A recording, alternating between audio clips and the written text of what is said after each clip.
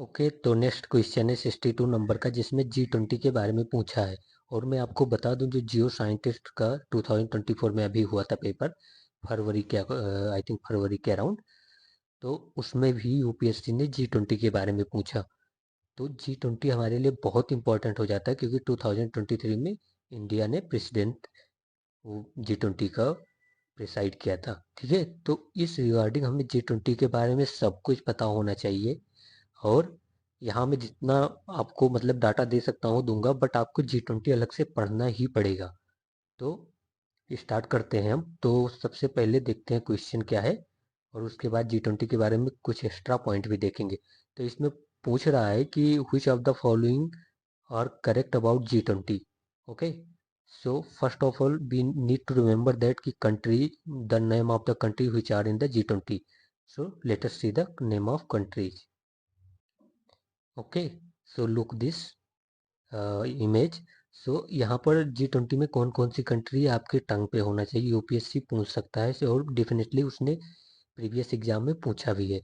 तो आपको G20 में की कंट्री में देखते हैं। तो पहले G7, आप मतलब ऐसे याद रखते हो कि सकते हो G7। तो G7 में कौन कौन सी है, जर्मनी है, हमको पता है, जर्मनी जापान, ऐसे याद रखो। फिर Canada and USA, and Italy and France and UK. ठीक है, तो ये G7 कंट्रीज है। और रसिया को जब मिला लिया जाता है तो G8 हो जाती हैं। और फिर अब हम देखते हैं G20 में, तो यहाँ पर याद रखना टर्की है और साउथ कोरिया है। ये मतलब स्मॉल नेशन है तो आपको कंफ्यूजन हो सकता है, लेकिन आपको याद रखना साउथ कोरिया G20 में है। ठीक है, फिर सऊदी अरब है, यूएई वगैरह नहीं है, ये याद रखना। फिर साउथ अफ्रीका है, ऑस्ट्रेलिया है, इंडिया है, इंडोनेशिया, दोनों पैर में याद रखो। ठीक है, फिर और चाइना और फिर यहाँ पर आप यूरोपियन यूनियन। फिर याद रखो मैक्सिको एंड ब्राज़ील। ठीक है, तो ब्राज़ील भी उसका पार्ट है। और साउथ इंडिया में कौन पार्ट है, अर्जेंटीना। तो ये सब आपको पता होना चाहिए। ओके, तो G20 के सभी कंट्रीज को आप याद रखेंगे। तो इसमें मुझे लगता है जो कंफ्यूजन कर सकता है वो आपका ये जो साउथ कोरिया है ये कर सकता है, मैक्सिको कर सकता है, and one thing more is Argentina. So these and yes, South Korea, Mexico and Argentina. You should remember these three most importantly. And Turkey, if you can, so it is very important, and Saudi Arabia. Okay. And as we know that कि south Africa तो greater presence है ही global world में, तो ये होगा ही। Australia का भी है, इंडिया तो अपना ही है, तो चाइना का होगा ही होगा, इसमें तो बोलने की कोई बात ही नहीं। इंडोनेशिया का भी प्रेजेंस है, ब्राज़ील का भी है प्रेजेंस ग्लोबल वर्ल्ड में बहुत ही अच्छा खासा, तो ये भी होगा। फिर यूरोपियन यूनियन का तो होना ही होना, वो तो मतलब एक सिंपल सी बात है। ठीक है, तो अब हम चलते हैं हम अपने क्वेश्चन पे। हाँ, तो क्वेश्चन क्या पूछ रहा है कि G20 के बारे में बताना। तो ये याद रखना है कि G20 का कोई परमानेंट सेक्रेटेरिएट नहीं है, ये आप रट के रखें, क्योंकि ये यूपीएससी ने स्टेटमेंट फॉर्म किया है। और अगेन ये स्टेटमेंट दूसरे एग्जाम में यूपीएससी हमारे यूपीएससी प्रीलिम्स में पूछ सकता है। तो ये आप याद रखें कि सीएससी प्रीलिम्स के लिए। ठीक है, 1 मिनट गिव मी।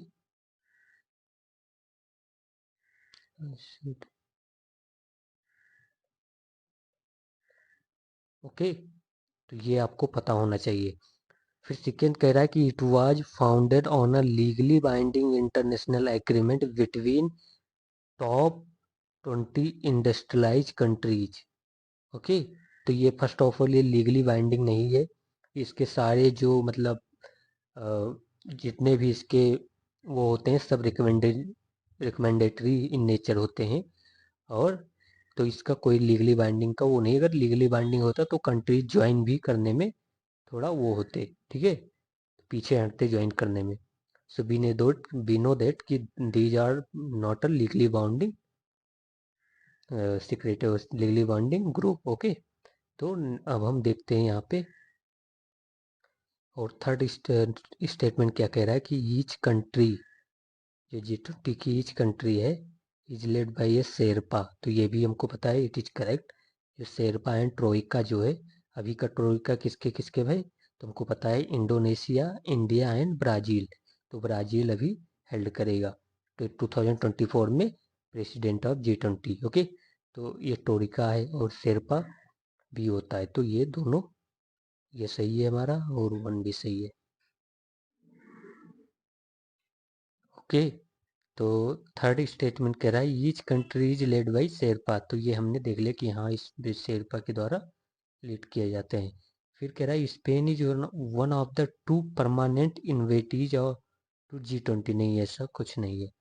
तो इसमें हमारा 1 एंड 3 ओनली करेक्ट था। फिर हमें ये याद रखना है कि ग्लोबल बायोफ्यूल अलायंस जो था वो इंडिया लेड अलायंस था G20 में। ठीक है।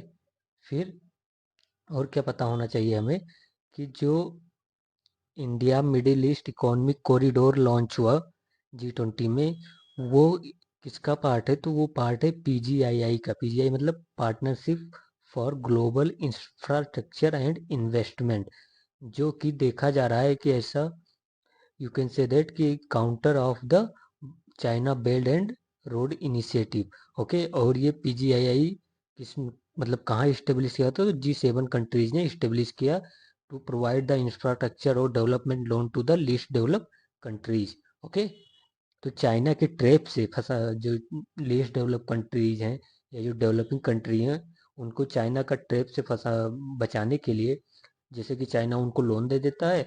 फिर जैसे आपको पता होगा कि श्रीलंका में लोन दिया, फिर वहाँ का पोर्ट 100 ईयर्स के लीज पे ले लिया चाइना ने। तो इस वाले ट्रैप से कंट्रीज को बचाने के लिए PGII G7 कंट्रीज ने इस्टेब्लिश किया, और इसके अंदर वो भी लोन देंगे, बट उनके ऐसी कंडीशन नहीं होगी कि जैसे कि किसी के लैंड को कंट्रोल करना। ठीक है, तो ये आप पढ़ लेना। फिर याद रखना कि जो ये India middle east economic corridor है, उसमें कौन कौन सी कंट्रीज ने साइन किया? तो इंडिया है, USA है, सऊदी अरब है, UAE है, जर्मनी है, इटली है, EU है मतलब यूरोपियन यूनियन, एंड फ्रांस है। ठीक है, फिर ये पास किससे होता है? तो UAE से, और किससे? फिर इजराइल। ठीक है, इजराइल से पास होता है, फिर ग्रीस से, and France, and Italy. Mostly it passes through these countries. And आप याद रखना कि जो इजराइल का इलायत पोर्ट है, वहाँ से ये पास होता है। सो बस इतना ही आपको याद रखना है। ठीक है, तो G20 के बारे में ये आपको पूरा पता होना चाहिए। फिर हमारे एग्जाम के लिए इम्पोर्टेंट कौन सा है इसमें? 65 नंबर, क्योंकि जियो साइंटिस्ट में भी अगर आप देखेंगे तो यूनेस्को वर्ल्ड हेरिटेज साइट के बारे में पूछा है।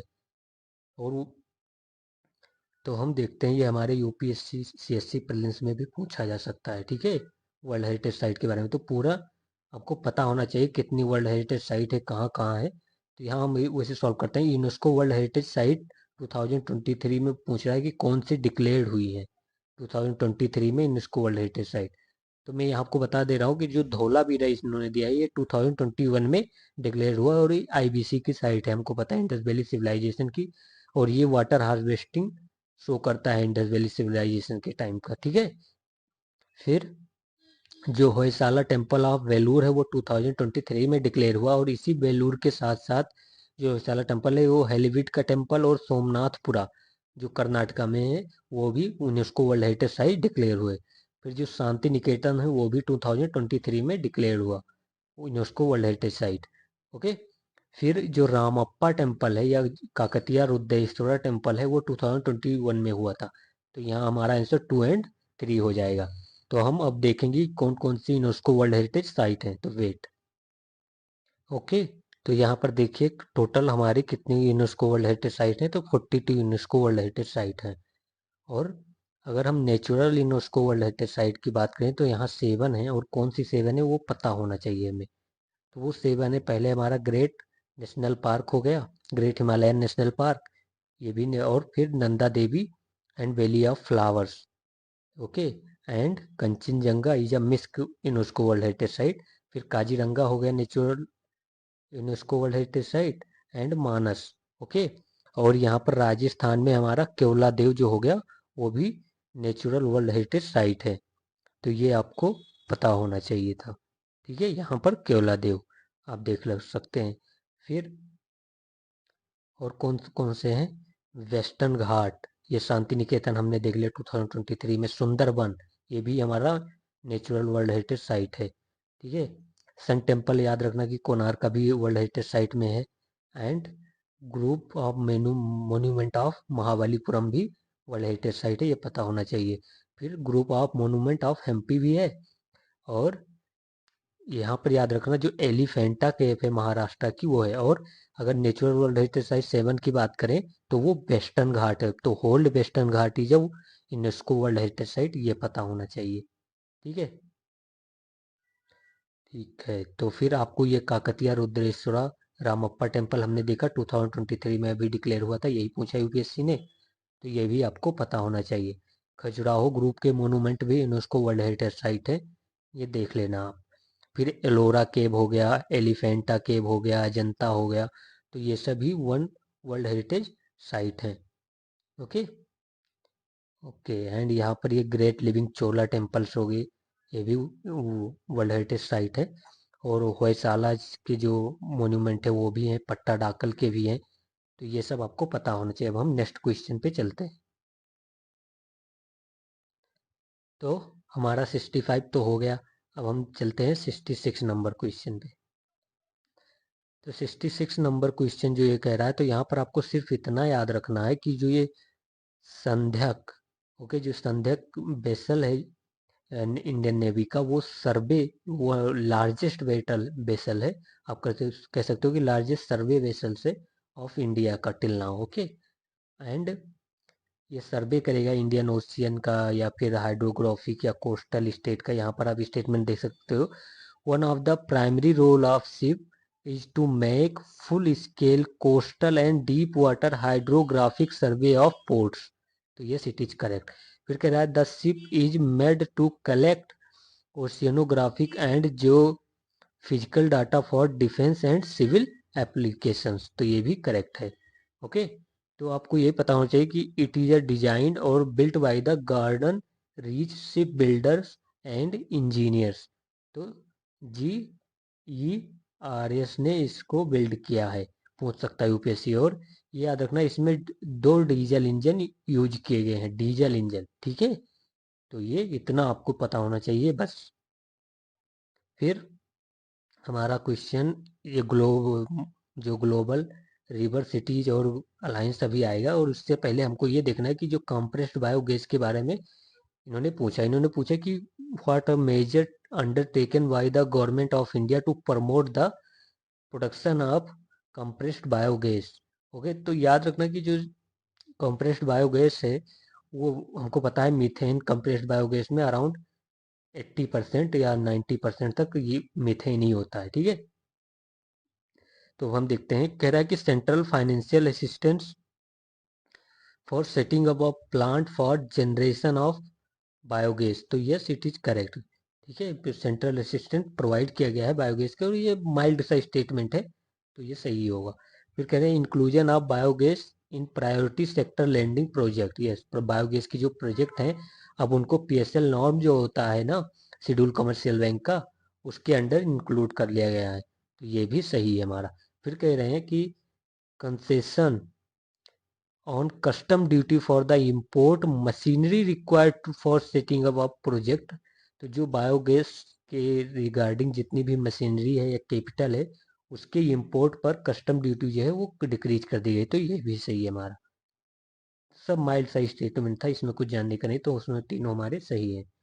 फिर ये सिकियारा टनल हमें पता है कि न्यूज में था बहुत, तो ये पता होना चाहिए कि सिकियारा बेंड बारकोड टनल है, उसके बारे में यहाँ पर पूछा कि कौन सा करेक्ट नहीं, तो national highway authority of India ने ये नहीं बिल्ड कर रहे थे इसको, ये बिल्ड किया जा रहा था national highway infrastructure development corporation के द्वारा, ठीक है। Infrastructure development, national highway infrastructure development corporation limited के द्वारा ये डेवलप किया जा रहा था, ये पता होना चाहिए। और ये भी पता होना चाहिए कि it falls along the national highway 134, ठीक है। और ये उत्तराखंड में, ये तो सिंपल सा, और ये 4 धाम महामार्ग परियोजना का भी पार्ट है, तो ये आपको पढ़ना है। और कुसियारा टनल के बारे में, सिलक्यारा सॉरी सिलक्यारा टनल के बारे में आप जाकर पूरा अच्छे से पढ़ेंगे इसके बारे में, ठीक है। फिर ये बिनबैक्स जो मिलिट्री एक्सरसाइज हुआ था वो आपको पता होना चाहिए कि इंडिया और वियतनाम के बीच होता है। यहाँ पर नॉट करेक्ट पूछा था, ओके, नॉट करेक्ट पूछा था, तो अब बांग्लादेश नहीं है, तो ये पता होना चाहिए कि इंडिया और वियतनाम के बीच में है, एनुअली होता है 2028, मतलब 2018 से स्टार्ट हुआ, 2018 से, एंड फर्स्ट एडिशन जो हुआ था जबलपुर एमपी में हुआ था। तो इतना पता होना चाहिए। 2023 का जो ये बोल रहे हैं, ये यूपीएससी में नहीं पूछा जाएगा कि कौन से मिलिट्री ग्रुप ने या कौन सी इंजीनियर रेजिमेंट ने इसमें पार्टिसिपेट किया, तो ये इंपॉर्टेंट नहीं है। बस इतना ये सब, मतलब कि फर्स्ट एमपी में हुआ था, एनुअली होता है, कौन सी कंट्रीज पार्ट है, इंडिया एंड वियतनाम, कब इससे स्टार्ट हुआ, तो 2018 से, ये पता होना चाहिए।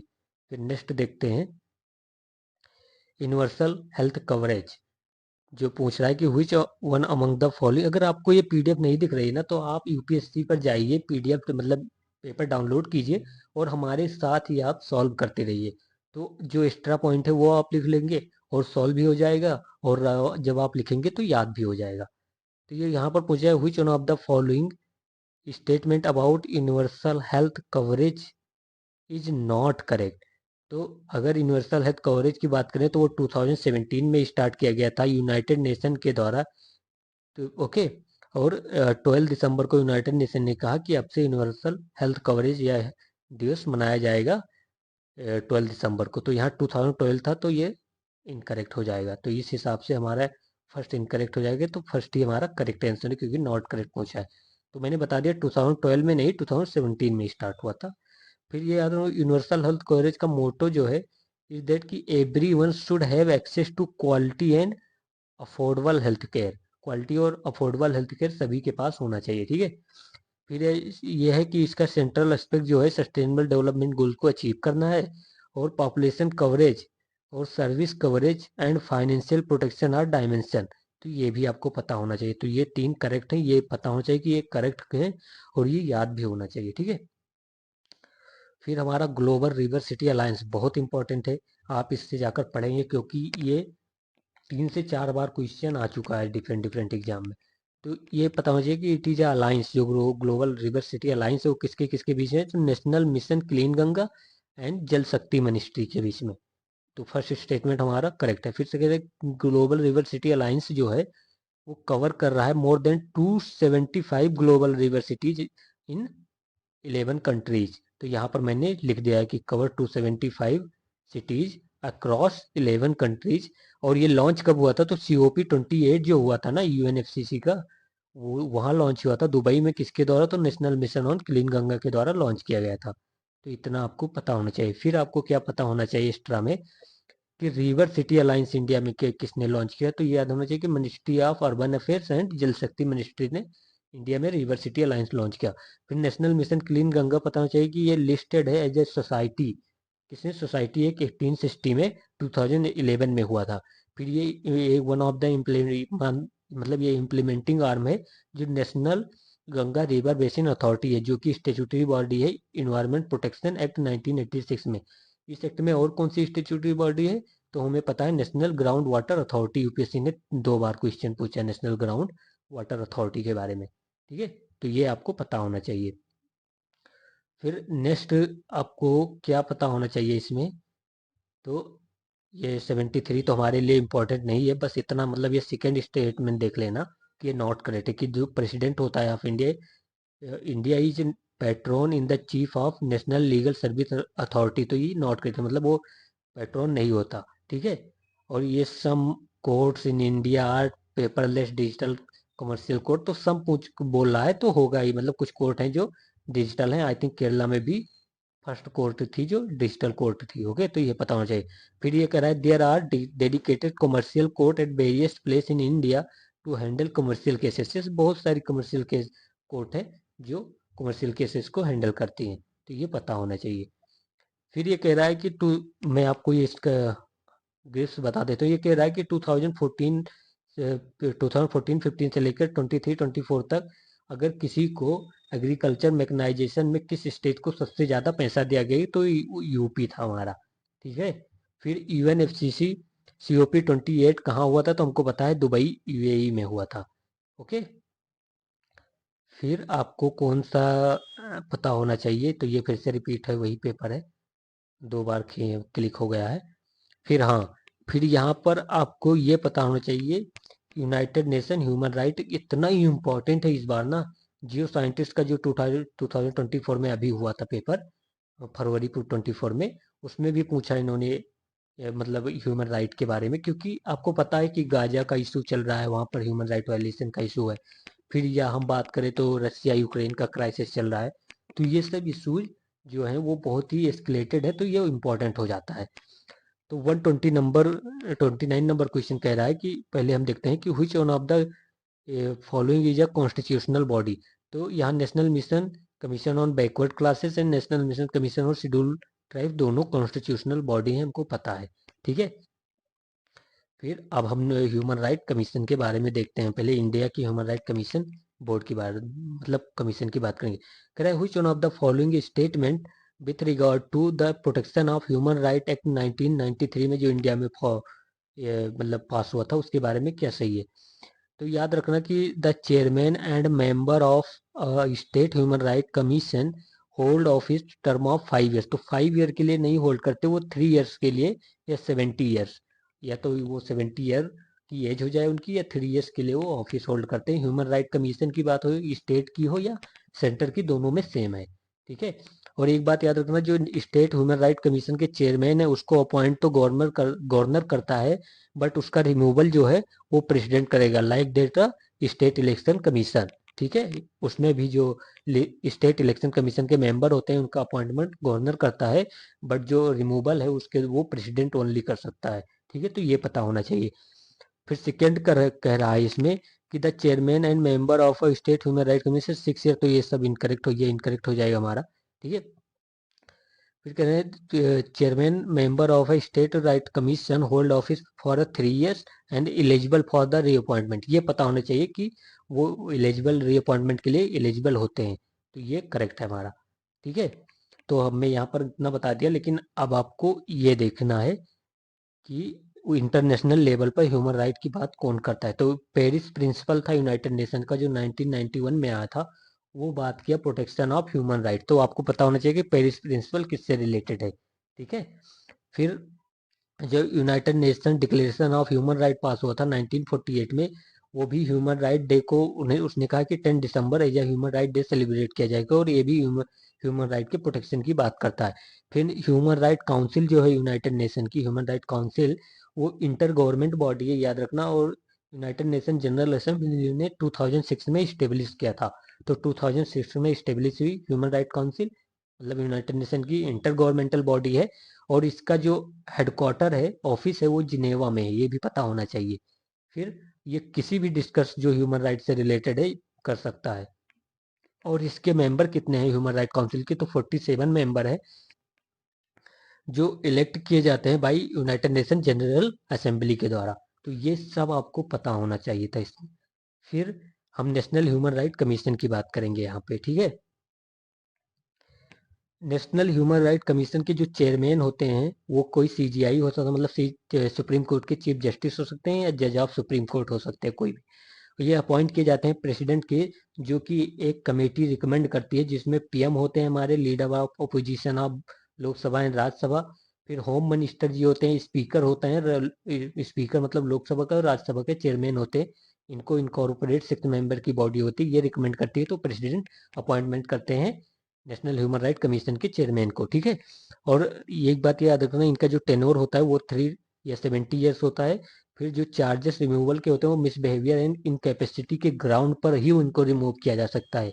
फिर याद रखना कि it can look matter with in 1 year, मतलब केवल 1 ईयर के अंदर जो मैटर हुआ ह्यूमन राइट के वायलेशन के बारे में, उसी को ये इन्वेस्टिगेट कर सकता है नेशनल ह्यूमन, उसके बाद के मतलब नहीं कर सकता।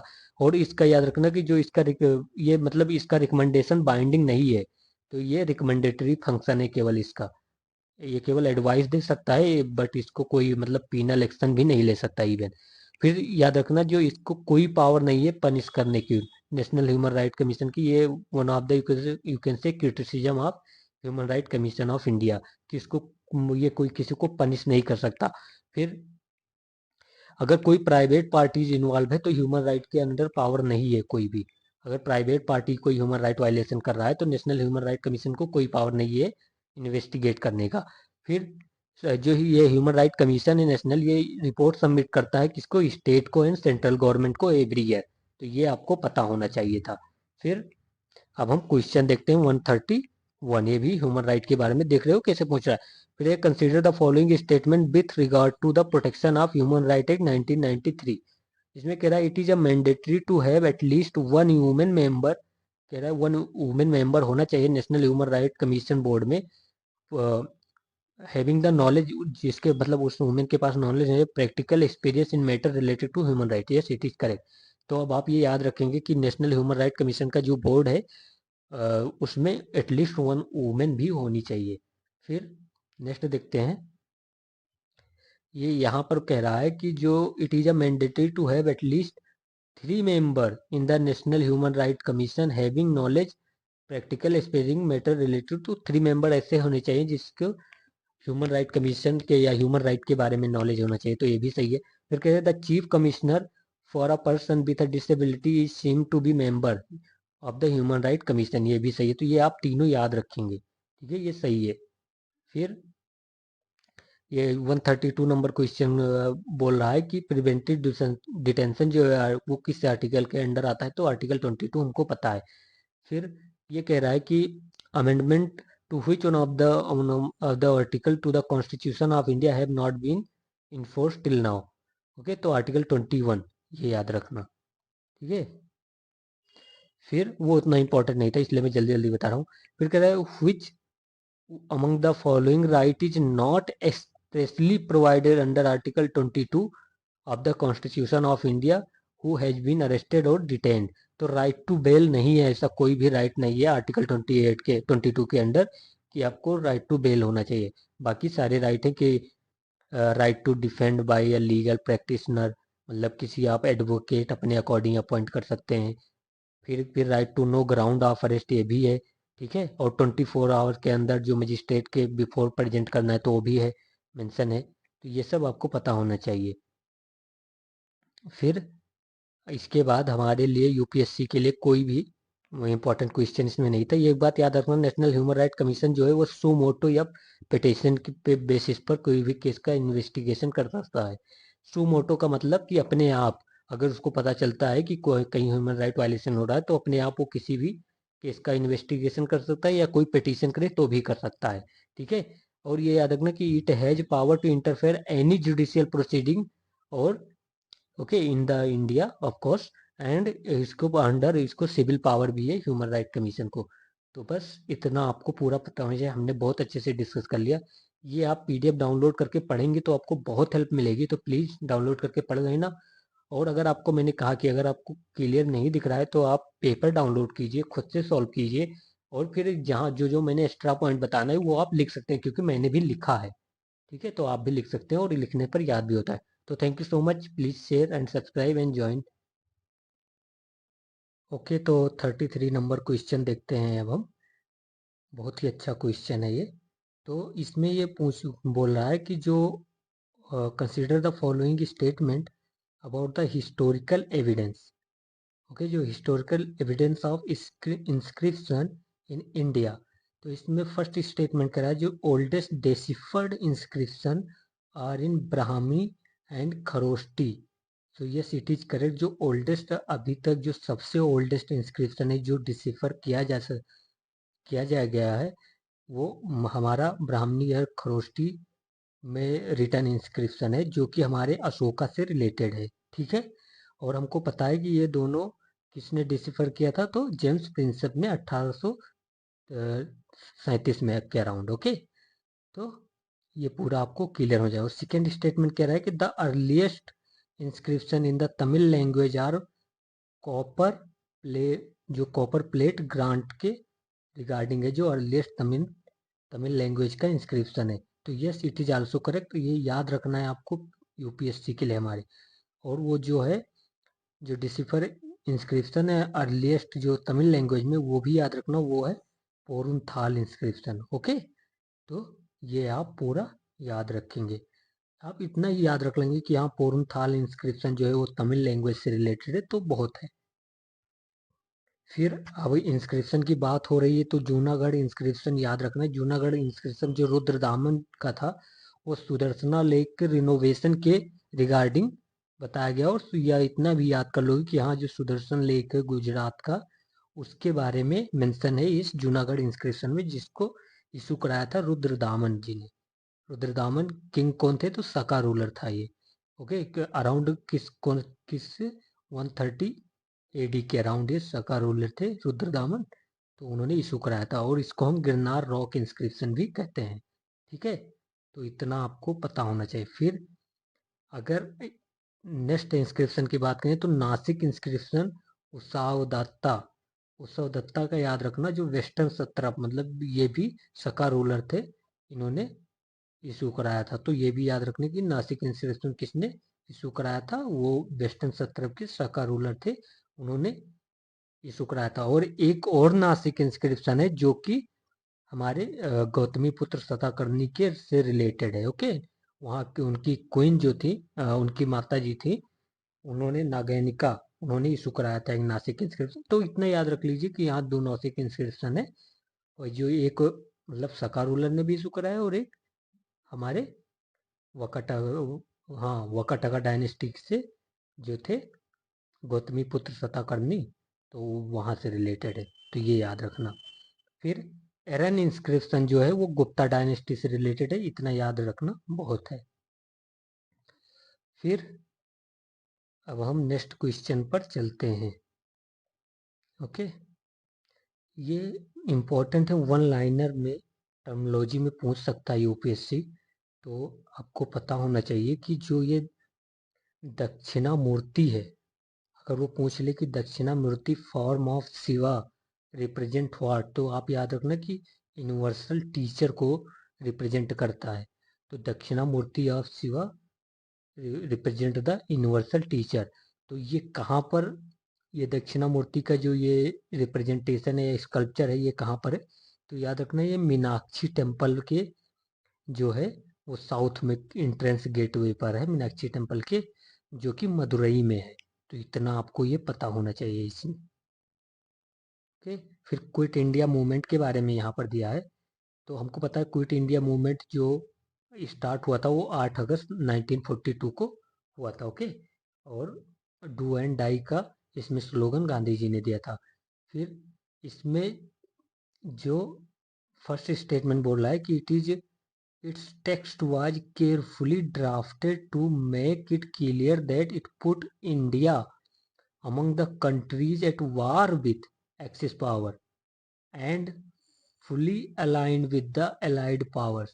नहीं भाई, जब क्विट इंडिया मूवमेंट के टाइम पे इट इज क्लियर दैट कि इंडिया ने क्लियर कर दिया था कि हम किसी के साइड से वार फाउट नहीं करेंगे, हम लड़ाई नहीं लड़ेंगे जब तक हमको इंडिपेंडेंस नहीं मिल जाती।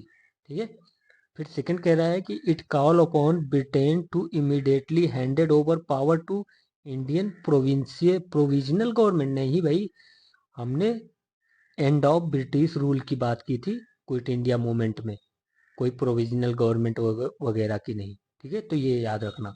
और एक एक्स्ट्रा पॉइंट आपको याद रखना कि grand old lady quit India movement से रिलेटेड थी, वो कौन थी? तो वो थी अरुणा आसफ अली। ओके, और क्विट इंडिया मूवमेंट से ये भी याद रखना कि quit India movement also related to the formation of the parallel government.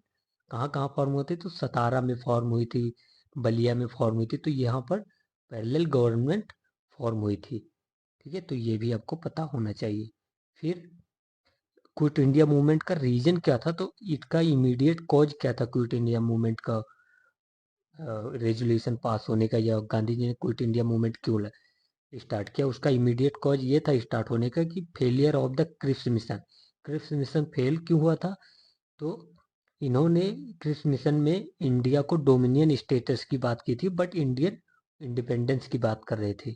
और डोमिनियन स्टेटस के बाद क्रिप्स मिशन में ये भी कहा कि इंडिया का पार्टीशन किया जाएगा। तो इसी के अगेंस्ट में क्विट इंडिया मूवमेंट लॉन्च हुआ। ओके, तो इतना आपको पता होना चाहिए। हम नेक्स्ट पर चलते हैं। फिर ये तो मतलब सिंपल सी बात है, फाइनेंशियल इमरजेंसी के बारे में सबको पता ही होता है। तो इसमें कह रहा है कि in India on which one of the following ground can the salaries and allowance of person serving in connection with affairs of state be reduced, मतलब कहते हैं कि किस कंडीशन में जो सैलरी होती है या जॉब पर्सनालिटी होते हैं गवर्नमेंट सेक्टर में, उनकी सैलरी रिड्यूस किया जा सकता है। तो हमको पता है जब फाइनेंशियल इमरजेंसी होती है तो इवन जो सुप्रीम कोर्ट के जज हो गए या किसी के भी मतलब सैलरी में रिडक्शन किया जा सकता है। ओके, तो फाइनेंशियल इमरजेंसी हमको पता है आर्टिकल 360। फिर और क्या पता है फाइनेंशियल इमरजेंसी के बारे में कि फाइनेंशियल इमरजेंसी एक बार इम्पोज हो गई तो उसको जो कहते हैं फ्रिक्वेंट अप्रूवल की ज़रूरत नहीं होती है। जैसे कि हमको पता है नेशनल इमरजेंसी हो गया या प्रेसिडेंट रूल हो गया तो इसको एवरी 6 मंथ पर अप्रूवल की ज़रूरत होती है। बट फाइनेंशियल इमरजेंसी एक बार अप्रूव हो गया फिर उसके बाद there is no need to approval of frequent and it can be continue to indefinite period until the it provoke. Okay, तो ये आप ये पूरा याद रखेंगे। फिर आपको पता होना चाहिए कि जो फाइनेंशियल इमरजेंसी होती है वो सिंपल मेजोरिटी से ही पास कराना होता है, यहाँ स्पेशल मेजोरिटी का कोई बात नहीं होती। और नेशनल इमरजेंसी किससे पास कराना होता है? स्पेशल मेजोरिटी से every time. And president rule किससे? तो ये भी पता है हमको, सिंपल मेजोरिटी से। ठीक है, तो ये भी पता होना चाहिए। और ये याद रखना है जो financial emergency and national emergency has no maximum period, मतलब it can be continue to indefinite, but the president rule has maximum period of 3 years. Okay, I think मैंने आपको बता दिया। फिर ये मनी बिल के बारे में क्वेश्चन है, सिंपल सा है। इसमें कह रहा है which of the following is और exclusive power of the Rajya Sabha. तो एक्सक्लूसिव पावर मतलब कि राज्यसभा को अपर हैंड में है इस सेक्शन के पावर में या इस कंसिडरेशन में राज्यसभा को अपर हैंड है more than the Lok Sabha. Okay, तो हम देखते हैं कि क्या है। तो कह रहा है the power of initiate of money bill. भाई राज्यसभा तो मनी बिल पे को इनिशिएट भी नहीं कर सकता एंड अमेंड भी नहीं कर सकता, तो in this in money bill Lok Sabha has exclusive power. Okay, तो ये इनकरेक्ट हो जाएगा हमारा। फिर सेकंड कह रहा है declare a subject in the state list as a subject of national importance. Yes it is. हम जैसे हमको पता है 249 आर्टिकल के under Rajya Sabha with special majority अगर पास करती है कि हाँ इस स्टेट के सब्जेक्ट पर पार्लियामेंट रूल बनाए तो वो स्टेट का सब्जेक्ट पर पार्लियामेंट रूल बनाता है, तो ये याद रखना। तो 2 इज करेक्ट। फिर थर्ड कह रहा है to impeach the president of, नहीं भाई, in the president of India Rajya Sabha and Lok Sabha has a same power, but in the vice president Rajya Sabha has exclusive power to initiate the resolution of impeachment. तो vice president में है but president of India में है, तो ये भी करेक्ट। तो only 2 are correct exclusive power of the Rajya Sabha में। फिर और क्या है एक्सक्लूसिव पावर ऑफ राज्यसभा? तो creation of the all India services में भी राज्यसभा को एक्सक्लूसिव पावर है। और क्या है एक्सक्लूसिव पावर ऑफ राज्यसभा? जब हमको पता है जैसे कि यहाँ नेशनल इमरजेंसी इम्पोज है कंट्री में एंड द लोकसभा जो है वो डिजॉल्व हो गई है। ओके, तो in this situation the national emergency can even continue even Rajya Sabha has approved. तो ये आप याद रखें। ठीक है, अब नेक्स्ट देखते हैं। फिर 38 नंबर क्वेश्चन कह रहा है कि if any question arise whether या member of the parliament has become subject to any of the disqualification mentioned in the article 102, who among the following empowered to take the final decision। तो कोई भी MP, ये 10th schedule की बात नहीं कर रहा है, एंटी डिफेक्शन में तो स्पीकर और चेयरमैन को होता है। बट अगर इन जनरल केस अगर कोई भी एमपी डिस्क्वालीफाई है कि नहीं है तो ये डिसाइड करता है president of India and in consultation with the we know that कि election commission of India. Okay, तो ये हमारा क्लियर हो गया। फिर मैं पॉलिटी के क्वेश्चन को बहुत डिटेल में नहीं ले क्योंकि आपको पॉलिटी तो ऑलमोस्ट पता ही होता है, थोड़ा सा वो होता है तो आप उतना कर सकते हो, उतना बता भी दे रहा हूँ। फिर कहते हैं what is a quorum of meeting of committee on petition of the Rajya Sabha. Committee on petition, तो पहले ये याद रखना कि ये स्टैंडिंग कमेटी है, इसमें टोटल 10 मेंबर होते हैं। ठीक है, मेंबर मतलब 10 एमपी। ओके, और इसका जो कोरम है वो 5 मेंबर। होनी चाहिए। ठीक है, तो ये हो गया क्लियर। फिर यहाँ पर देख लीजिए नीति आयोग के बारे में, मैंने जितना हो पाया उतना लिख दिया है। तो इसमें कह रहा है in which year was a cabinet resolution pass to replace the planning commission with NITI Aayog. तो हम जानते हैं 2015 में प्लानिंग कमीशन से नीति आयोग ने प्लानिंग कमीशन को रिप्लेस कर दिया। ठीक है, तो आपको अब याद रखना कि प्लानिंग कमीशन के पास तो जो फंड था वो अलोकेट करने की पावर थी, बट नीति आयोग के पास कोई ऐसी पावर नहीं कि वो फंड एलोकेट कर सके किसी भी स्टेट को, ओके, किसी भी स्कीम के अंडर। तो ये आपको याद रखना। फिर सेकेंड, जो चेयरपर्सन वो तो सबको पता है पीएम होते हैं। फिर वाइस चेयरपर्सन जो होता है वो पीएम के द्वारा अपॉइंट किया जाता है। फिर याद रखना कि यहाँ पर गवर्निंग काउंसिल होती है जिसमें chief minister of all the state and जो यूनियन टेरिटरी के लेफ्टिनेंट गवर्नर होते हैं वो फॉर्म होते हैं। और इसको गवर्निंग काउंसिल का चेयरमैन कौन होता है, फिर अगेन प्राइम मिनिस्टर जी। ओके, तो ये पता होना चाहिए। फिर याद रखना कि कुछ मेंबर अडहोक मेंबर होते हैं। अडहोक मतलब ये परमानेंट मेंबर नहीं है। फिर याद रखना कुछ एक से ऑफिशियो मेंबर होते हैं जो मिनिस्टर्स होते हैं। ओके, तो ये भी आप याद रखेंगे।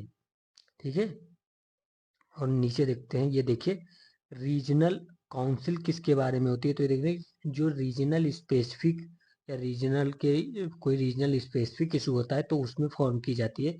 तो इसमें कौन कौन से मेंबर होते हैं, इसमें सीएम होते हैं, गवर्नर होता है, और ये यूजली चेयर किया जाता है प्राइम मिनिस्टर के द्वारा ये कमेटी। ओके, एंड अगर प्राइम मिनिस्टर नहीं अवेलेबल है तो प्राइम मिनिस्टर किसी को अपॉइंट करेगा रीजनल काउंसिल को चेयर करने के लिए। तो ये आपको पता होना चाहिए पूरा। और ये यूपीएससी ने एक बार तो रीजनल काउंसिल के बारे में पूछा भी है। तो ये कंप्लीट हो गया हमारा। अब नेक्स्ट देखते हैं। ये यहाँ पर बी कमांड जो है वो हमको पता है कि मैंडमस जो रिट्स है वो मैंडमस रिट्स के अंडर आता है। तो आपको सारे रिट पता होनी चाहिए और डिफरेंस भी पता होना चाहिए supreme court and high court writ में। जैसे हमको पता है सुप्रीम कोर्ट किसके अंडर, आर्टिकल 32 के अंडर रिट इशू कर सकता है। बट जो सुप्रीम कोर्ट के रिट पावर है वो उतना वाइड नहीं है जितना हाई कोर्ट की है।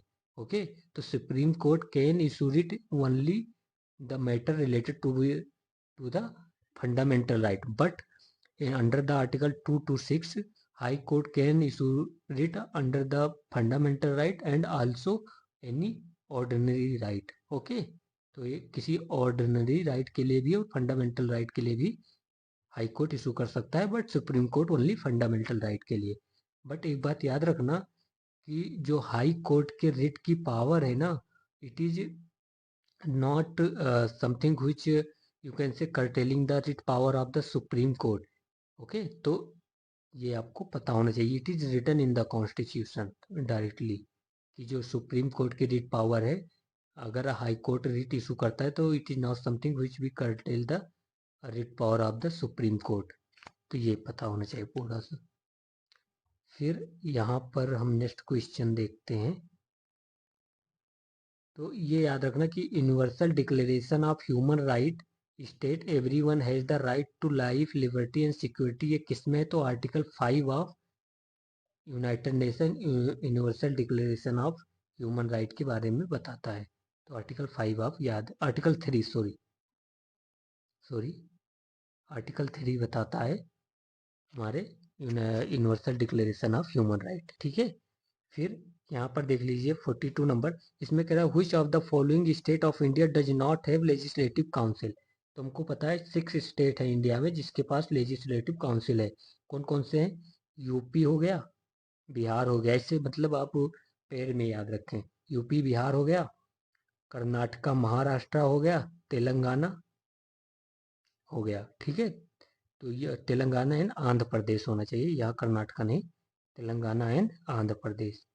तो इन सबके पास है जो है लेजिस्लेटिव काउंसिल। लेजिस्लेटिव काउंसिल किसके अंडर फॉर्म होती है, तो आर्टिकल 169 कौन फॉर्म करता है, तो parliament on the recommendation of the state if the state legislative assembly pass the resolution to make the legislative council with the special majority। तो state को स्पेशल मेजोरिटी से पास करना पड़ेगा, फिर पार्लियामेंट के पास भेजेंगे वो, फिर पार्लियामेंट सिंपल मेजोरिटी से क्या करेगा, लेजिस्लेटिव काउंसिल फॉर्म कर सकता है। ठीक है, तो ये आपको पता होना चाहिए। फिर 43 नंबर क्वेश्चन कह रहे हैं which of the following is not correct as per article 14 of the constitution of India. फिर क्या कह रहे हैं equality before law is guaranteed to citizen of India only, नहीं, इट इज इनकरेक्ट। तो ये इनकरेक्ट है, इसका मतलब यही करेक्ट है क्योंकि नॉट करेक्ट पूछा है। फिर कह रहे हैं और सब सारे ऑप्शन अब करेक्ट मिलेंगे हमको। ये कह रहा है it's secure for any person equal to protection of law within the territory of India, yes equal protection of law to any citizen, और ये सिक्योर करता है, तो ये पता होना चाहिए। फिर नेक्स्ट देखते हैं। नेक्स्ट कह रहा है कि the state shall not deny to any person equality before law within the territory of India, ये भी करेक्ट है। फिर कह रहे हैं the state shall not deny to non citizen equality before law, yes it is also correct. तो वो चाहे सिटीजन हो या नॉन सिटीजन हो, both has a right to equality before law. Okay, तो ये पता होना चाहिए। फिर 14 नंबर क्वेश्चन देखते हैं, 44 नंबर। तो ये हमने देख लिया कि universal declaration of human right जो है वो आर्टिकल 3 से रिलेटेड है। तो ये आपको पता होगा, ये मतलब याद हो जाए तो ठीक है, उतना ज़्यादा क्वेश्चन इंपॉर्टेंट नहीं, इसलिए मैं देखिए जो जियो साइंटिस्ट था उसमें भी लैंग्वेज पे क्वेश्चन आया था, अभी वो 2024 में हुआ था, मैंने कई बार बोल चुका हूँ।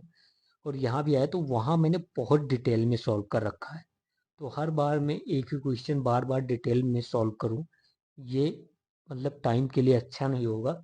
तो यहाँ मैं जितना हो पाया उतना कर रहा हूँ, आप वो देख लेंगे, वो पीडीएफ ही पढ़ लेंगे तो बहुत हेल्प मिलेगी। तो कौन से 8 शेड्यूल में नहीं है, तो हमें पता है लद्दाखी लैंग्वेज 8 शेड्यूल में नहीं है। 8 शेड्यूल में 20 मतलब टोटल कितने हैं, 22 लैंग्वेज हैं। ठीक है, 14 लैंग्वेज ओरिजिनल कॉन्स्टिट्यूशन में थी, बाकी अमेंडमेंट करके ऐड की गई हैं। फिर याद रखना जो बोडो है, डोगरी है, मैथिली है, संथाली है, ये 2003 में 92 कॉन्स्टिट्यूशनल अमेंडमेंट के द्वारा ऐड की गई। ओके, फिर जो नेपाली है, कोंकणी है, मणिपुरी है, ये 1992 में ऐड की गई, तो ये भी पता होना चाहिए। अराउंड आई थिंक 67 के अराउंड कॉन्स्टिट्यूशनल अमेंडमेंट के अंदर। फिर जो सिंधी है तो आपकी वो 21st कॉन्स्टिट्यूशनल अमेंडमेंट के अंडर ऐड की गई थी, सबसे पहले सिंधी की गई थी, ये याद रखना। तो ये अब हो गया। फिर ये मतलब और इतना ये इम्पोर्टेंट नहीं है। अब हम देखते हैं 52 नंबर क्वेश्चन, ये इम्पोर्टेंट है। देखो G20 का इस बार पढ़ के जाना, जियो साइंटिस्ट में भी इन्होंने G20 के बारे में पूछा है, यहाँ भी इन्होंने G20 के बारे में पूछा है 2 क्वेश्चन। तो आपको G20 के बारे में पूरा पढ़ के जाना है, मतलब 4-5 क्वेश्चन इन्होंने दोनों में, तो इस बार G20 के बारे में आने की बहुत संभावना। ओके, तो ये अब हम देखते हैं G20 के बारे में। तो G20 के बारे में पहले ये देख लेते हैं कि इसमें पूछा है which of the following is are correct about G20। First कह रहे हैं it has no permanent secretariat, yes G20 का कोई परमानेंट सेक्रेटेरिएट नहीं है, जैसे कि क्वाड का नहीं है वैसे G20 का भी कोई परमानेंट सेक्रेटेरिएट नहीं है, तो फर्स्ट इज करेक्ट। ओके, फिर कह रहे हैं it was founded legally binding, G20 legally binding नहीं है, रिकमेंडेशन देता है किसी भी इशू पर। ओके, तो ये भी ये इनकरेक्ट हो जाएगा। फिर कह रहे हैं each country led by A Sherpa, yes Sherpa, sorry Sherpa सही है, जो कंट्री होती है ट्रोइका एंड शेरपा के द्वारा लेड की जाती है इसमें। फिर कह रहे हैं Spain is one of 2 permanent invitee of the G20, नहीं स्पेन ऐसा कोई परमानेंट इन्वाइटीज नहीं है। ठीक है, तो आप ये याद रखें। और हमको पता है कि G20 में ही है हमने ग्लोबल बायोफ्यूल अलायंस लॉन्च किया था, जो कि इंडिया लेड है, मतलब इंडिया ने लॉन्च किया था। फिर आपको क्या पता होना चाहिए, जो India middle east economic corridor है, ये पार्ट है